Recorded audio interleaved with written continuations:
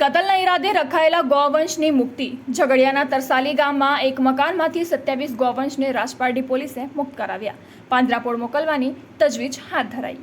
ભરૂચ જિલ્લાના ઝઘડિયા તાલુકામાં આવેલા તરસાલી ગામમાં રહેતા ઇસ્માઇલ સાબિર મલેક રહેવાસી નવી તરસાલી ખુશ્બુ નસીરી મોહલ્લામાં તેના મકાનમાં કેટલીક ગૌવંશને જબરજસ્તીથી ગોંધી રાખી હોવાની માહિતી રાજપારડી પોલીસને મળી હતી. આ માહિતી મળતા જ પીએસઆઈ કેબી મીરે તાત્કાલિક પોતાની ટીમને તૈયાર કરી માહિતીવાળા સ્થળ તરસાલી ગામમાં રેડ કરી ગૌવંશને મુક્ત કરાવવાનું ઓપરેશન હાથ ધર્યું હતું. પોલીસે ઇસ્માઇલ સાબિર મલેકના મકાનમાં તપાસ કરતા તેના એક રૂમમાં બળજબરીપૂર્વક કતલ કરવાના ઈરાદે ગોંધી રાખેલા 27 ગૌવંશને મુક્ત કરાવ્યા હતા.